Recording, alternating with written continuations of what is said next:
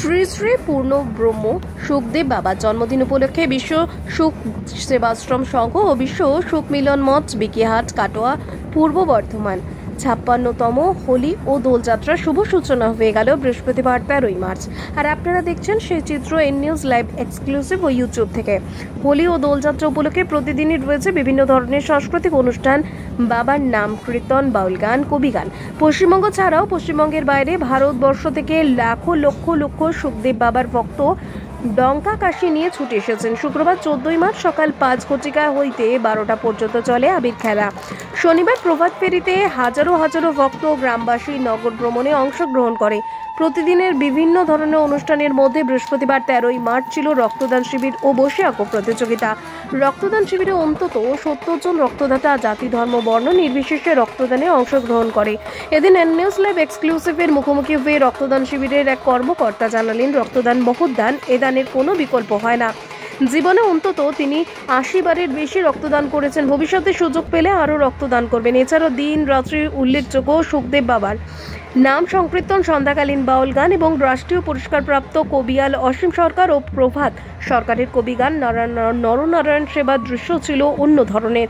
প্রতিদিনই সকাল থেকে দুপুর গড়িয়ে রাত্রি লক্ষ লক্ষ ভক্ত ও গ্রামবাসীর প্রসাদ গ্রহণে ইচ্ছে ছিল বিস্ময়কর। বিস্তারিত ভিডিও চিত্রে বিশ্ব সুখ সেবাশ্রম সংঘ ও বিশ্ব সুখ মিলন মাঠ বিকিহাট কাটোয়া পূর্ব বর্ধমান থেকে নির্মল বিশ্বাসের বিশেষ প্রতিবেদন। জয় জগবন্ধু বলো, সুখ হরি বলো, হরি বলো পায়েলের কণ্ঠে রিটেক। বিস্তারিত ভিডিও চিত্রে বিশ্ব সুখ সেবাশ্রম সংঘ ও বিশ্ব সুখ মিলন মাঠ বিকিহাট কাটোয়া পূর্ব বর্ধমান নির্মল বিশ্বাসের বিশেষ প্রতিবেদন। জয় জগৎবন্ধু বল, সুখ হরি বল, হরি বল পায়েলের কণ্ঠে। কততম বর্ষ সেটা ওটা ছেড়া বলতে পারবো, সেটা কিন্তু এরা করছে না। 56তম। কততম বর্ষে পদার্পণ? এবারে 56তম বর্ষে পড়লো। এই উপলক্ষে পশ্চিমবঙ্গের বিভিন্ন জেলা থেকে প্রচুর ভক্তবৃন্দ এখানে আসেন। সুখদেব ব্রহ্মচারীর যে আপনি বললেন পশ্চিমবঙ্গের বিভিন্ন জেলা, 23টি জেলা এবং জেলার বাইরে থেকেও অনেক প্রচুর ভক্তবৃন্দ এখানে আসে দোল পূর্ণিমাতে। মূলত কি উদ্দেশ্যে? দোল পূর্ণিমায় এখানে যে সুখদেব ব্রহ্মচারীর যে সমাধি মন্দির রয়েছে, সেই সমাধি মন্দিরের আগামীকাল উদ্বোধন হবে। এই আর দোল উপলক্ষে প্রতি বছরই এখানে মেলা বসে, তার যে জন্মতিথি পালন করা হয় এবং সেই উপলক্ষে মহতি একটা কাজ করা হয়, যেটা হচ্ছে কি সেটা রক্তদান শিবির। এই মহতি কাজের মধ্যেও এটা তারা রক্তদান শিবিরটার আয়োজন করে থাকেন। বিভিন্ন যারা ভক্তবৃন্দ আসে তারা এখানে রক্তদান করে থাকেন। আপনি বললেন রক্তদান শিবিরের আয়োজন করা হয়েছে এবং রক্তদান শিবিরে রক্তদান চলছে। এখনো পর্যন্ত মোট কতজন রক্তদাতা রক্তদান করলেন? মোটামুটি 40 জনের মতো টার্গেট রয়েছে। এখনো পর্যন্ত মোটামুটি 17 জন মতো রক্ত দিয়েছে। বিকেল 4টা থেকে রক্তদান শিবির শুরু হয়েছে, রাত্রি 7টা পর্যন্ত চলবে। আগত যারা সমস্ত ভক্তবৃন্দ এসছে মূলত তারাই আজকে এখানে রক্তদান করবেন।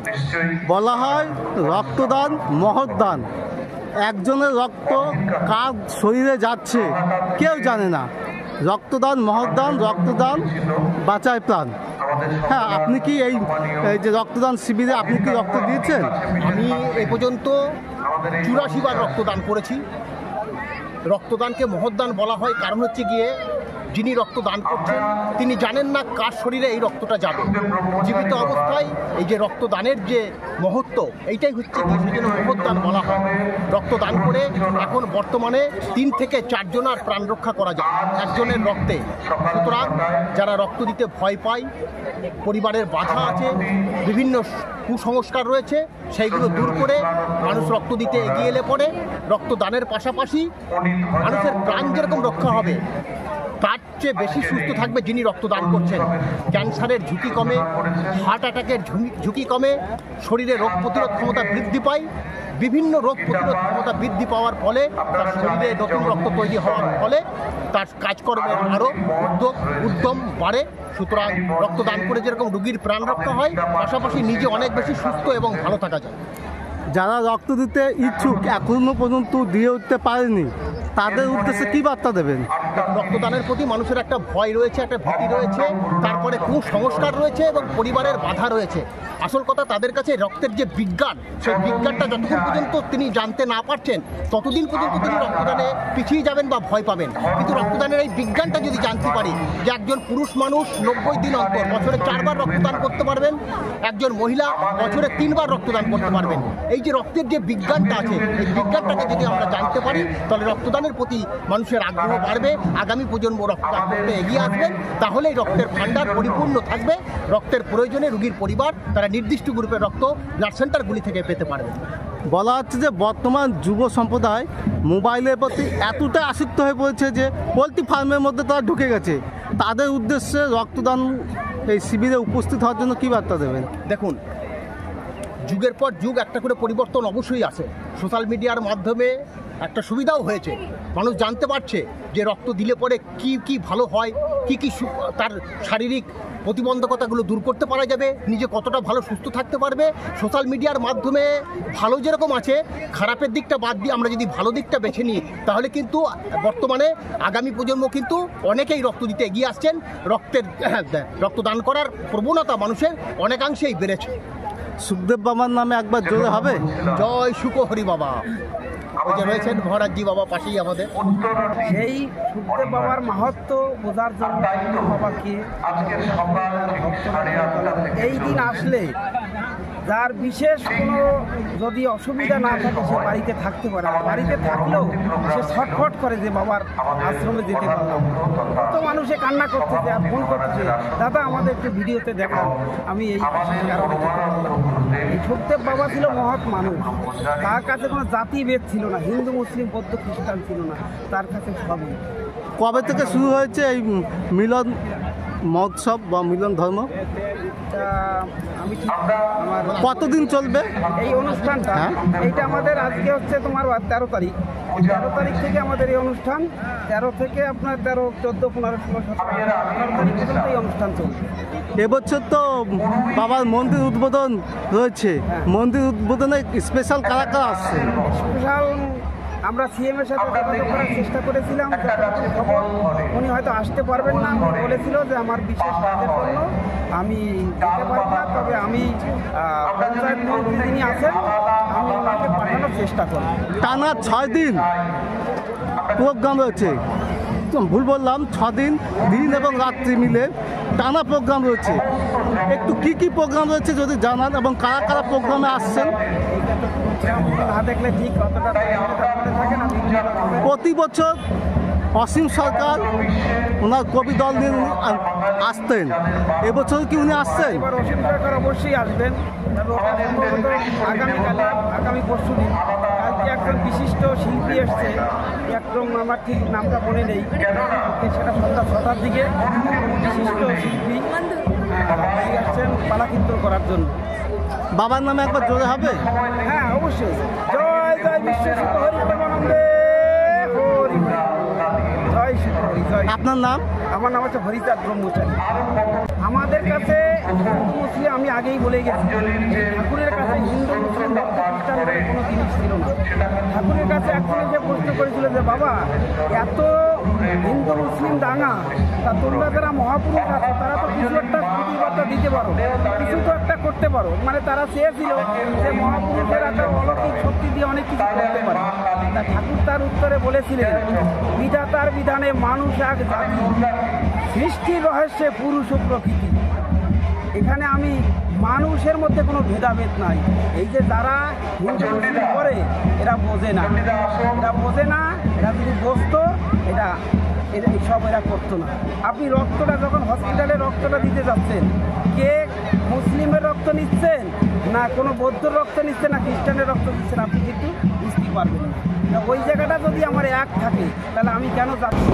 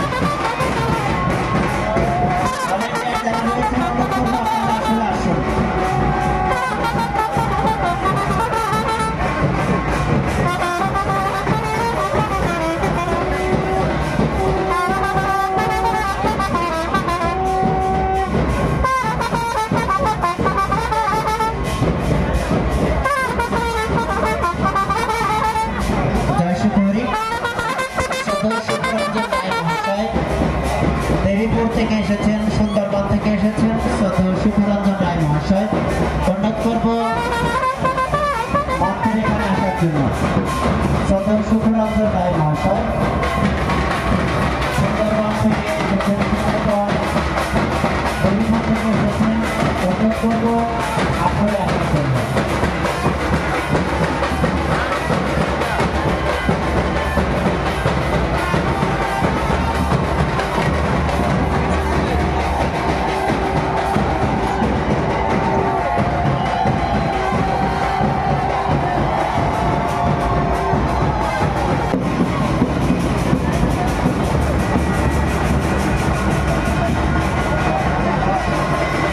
সহযোগিতা করুন।